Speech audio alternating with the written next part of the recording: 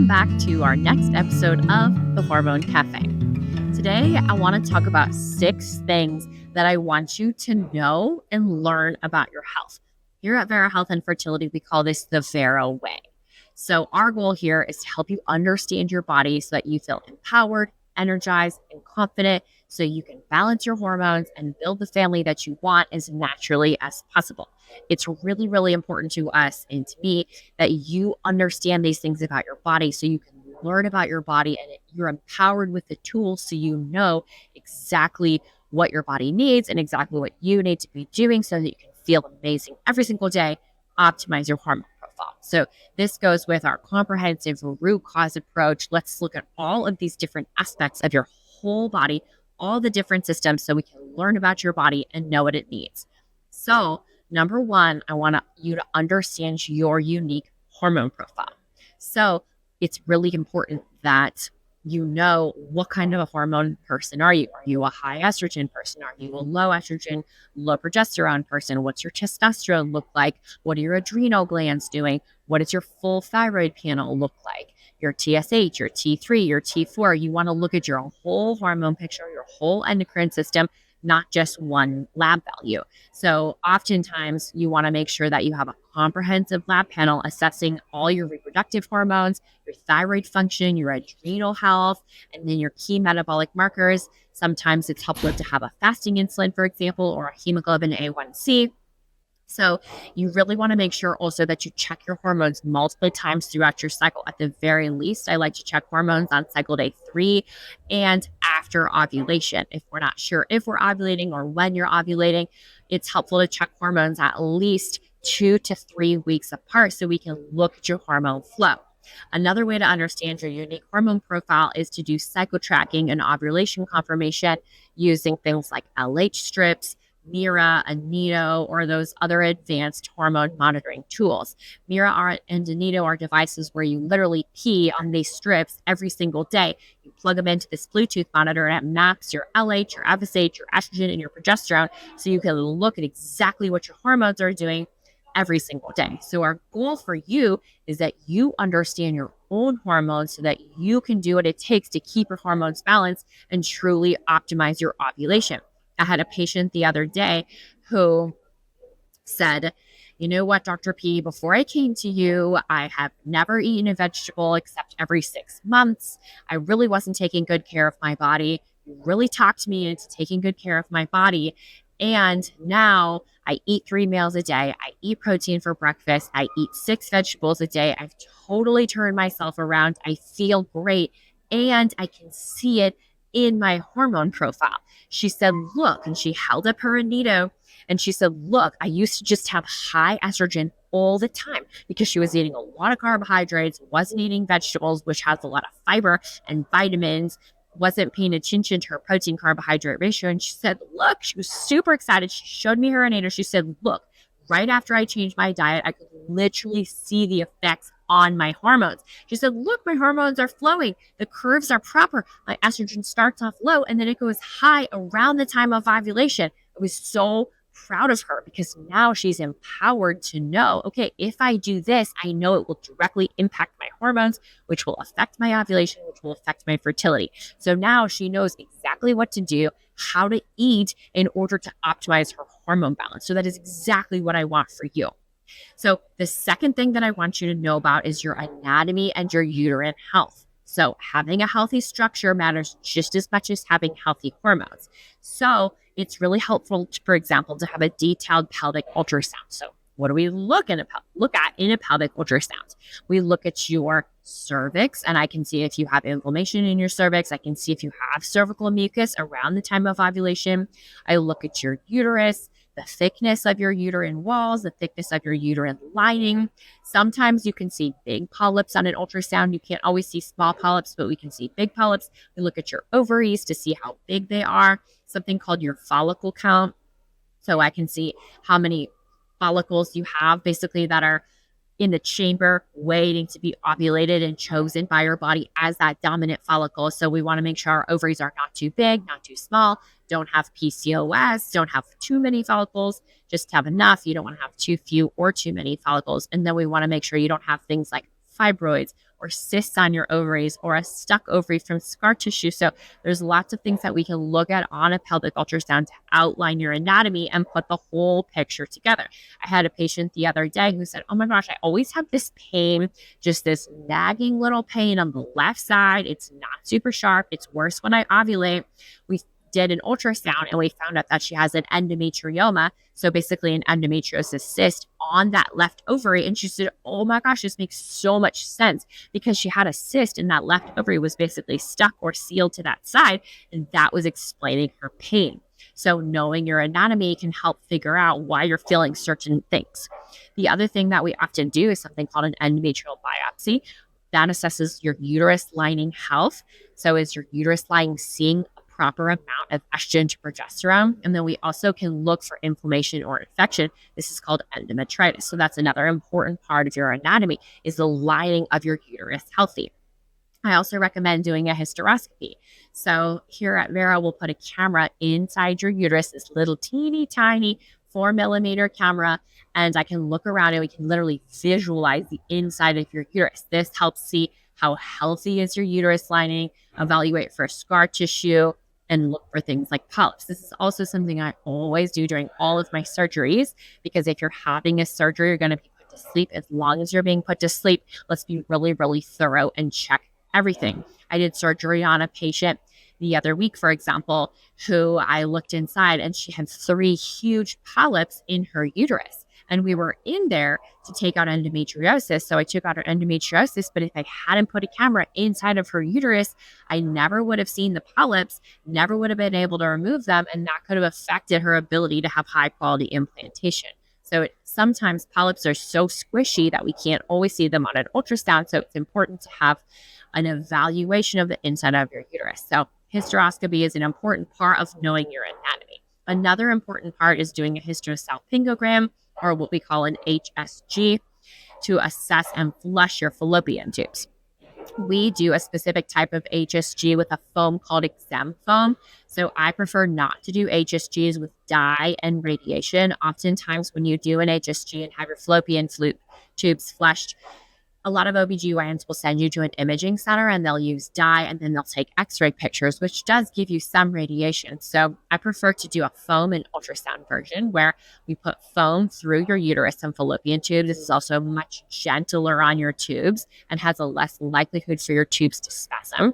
So we put gentle foam through your fallopian tubes. We look on ultrasound. We watch on ultrasound the foam go through your uterus and your tubes, which is therapeutic because it helps flush any mucus, cells, debris out of your fallopian tubes, but it's also diagnostic because you want to make sure that your fallopian tubes are open.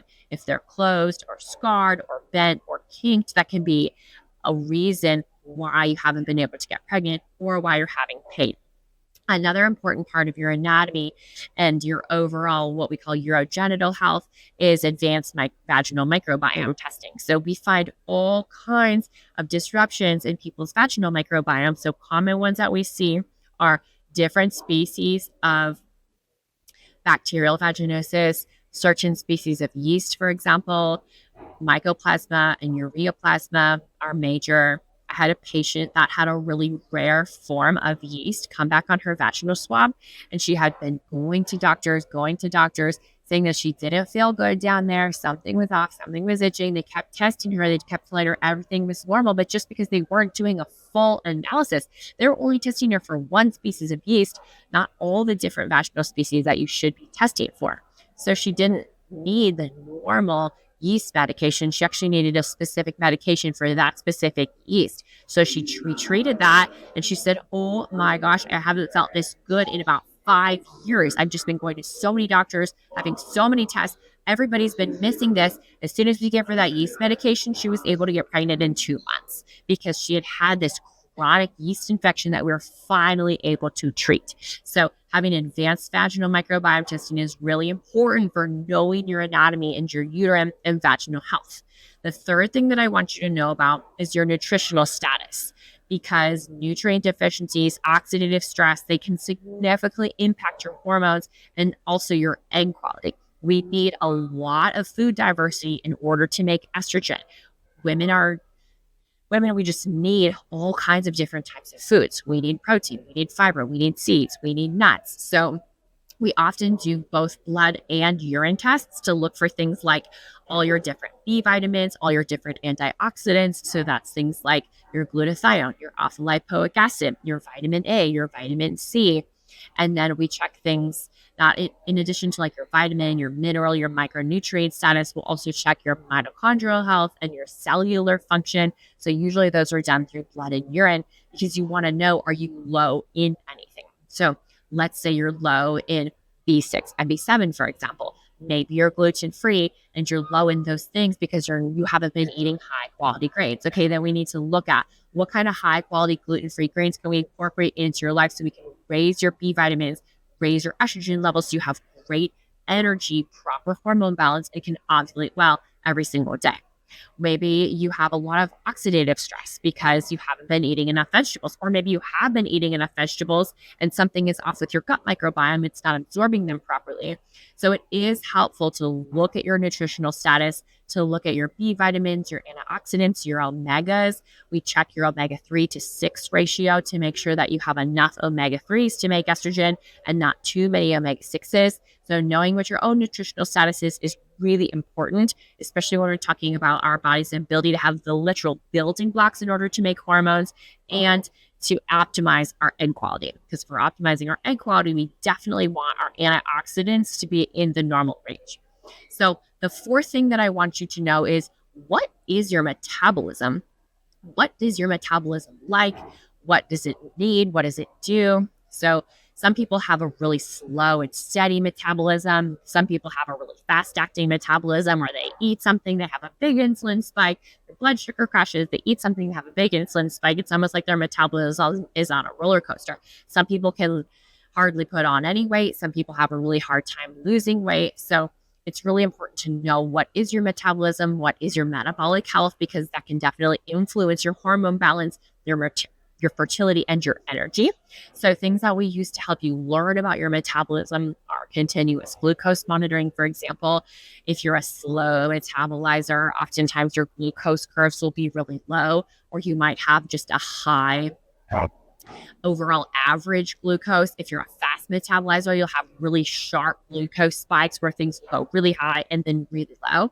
Another thing that can be helpful is to do heart rate variability tracking to know what your heart rate is doing throughout the day. So those are different tools that can help us understand how your body responds to stress, how it responds to food, how it responds to exercise, all those different things in our daily life so that we can tailor recommendations specifically to you. The fifth thing that I want you to know about is your gut health, because your gut plays a really important role in your hormone regulation, in detox, and in food processing, because all of our nutrients are literally absorbed through the gut. So we could be eating really, really well, taking all these vitamins, but if we don't have a healthy gut lining, if we don't have a healthy large intestine, if we're not having enough fiber, those nutrients aren't going to be absorbed. And so all our amazing diet is not going to be absorbed in our gut. So it's really important to do a stool test, because that can tell us how well are you digesting food, how well are you absorbing food, do you have an imbalance in your gut microbiome, which specific probiotic would be good for your situation. And then we can check all kinds of inflammatory markers. We can check for infections, parasites. We check intestinal permeability, which is called leaky gut. So it's important for you to know, what kind of gut do you have? Sometimes you just kind of know. Some people are just people who think, oh my gosh, I've always had gut issues. If you're a person who thinks, oh my gosh, I've always had gut issues, you definitely want to do a gut health test. If you're someone who's like, I have a gut of steel, but something else isn't making sense, maybe you're not responding to a medication that's not making sense, you're taking a supplement, but it's not showing up in your blood. Those are different signs where we should definitely do a gut health test to figure out what's going on, because we really want to just reduce your overall inflammation and restore balance all the way from your stomach to your small intestine to your large intestine. And then the sixth thing that I want you to know about your body is, how is your mental and emotional health? Because that is an extremely important part of your health and your fertility, because our stress, our anxiety, our mindset deeply influences our fertility and our hormone balance. So we want to know, we want to be able to identify what are the stressors in our lives. When are those stressors happening? Are they chronic or are they happening at the same time every single day? I had a patient who did cortisol testing, and her cortisol was completely great all throughout the day except at 3 p.m. every day. I said, oh my gosh, Ashley, what is going on at 3 p.m. that you're literally just spiking your cortisol every single day? And she said, oh my gosh, Sarah, that is when I have my meeting with my boss. And I said, okay, I know you have to have a job. Like, that's important. How can we change and move that around so that you're not so stressed? So at first she tried to move the meeting, but she just found that her job was just super stressful and was stressing her out. And it was actually affecting her body's ability to process cortisol and make hormones properly. And she literally ended up getting a new job and she loves it. And she said, oh my gosh, I had no idea how much my old job was stressing me out. I'm so much happier now. And her cortisol levels are great. So sometimes it's just an acute stressor in the middle of your day that can spike your cortisol at a really specific time. So we want to know, what are those stressors? And then not necessarily not to stress, because of course you always want to keep your stress as low as possible, but there are going to be stressors in our life. So we need to have healthy and safe way to manage different stresses and different anxieties that come up. It's also really important to address our limiting beliefs, because it's really easy to look around and say, oh my gosh, I'm never going to be able to get pregnant. I'm trying all of these things. Nothing's working. Everybody's around me is getting pregnant. Oh my gosh, this diet that Dr. P has me on, I'm never going to be able to do it. So we want to think about, okay, what are those limiting beliefs that we have, and how do we approach those with a mindset that brings us joy, decreases our stress, and minimizes our anxiety throughout the day. So we really want to cultivate that grounded, positive mindset for our health journey, because healing is not just physical, it's definitely emotional too. So it's important to know, how is your mental health, and really prioritize your emotional and mental health. So those are the 6 things that I want you to learn about your body. I want you to understand your hormone profile. I want you to be able to assess your own anatomy and understand your anatomy and your uterine health. I want you to know what your nutritional status is. I want you to know what kind of metabolism you have. I want you to know what your gut's doing. And I want you to know how you can specifically prioritize your own mental and emotional health. If you need help with any of these categories, we're absolutely happy to help you. Please advocate for yourself. If there's something that you don't understand, if there's something that doesn't make sense, please keep fighting until you feel amazing every single day. I am here for you. I'm rooting for you. I hope you have a beautiful day, and we'll see you on our next episode of the Hormone Cafe.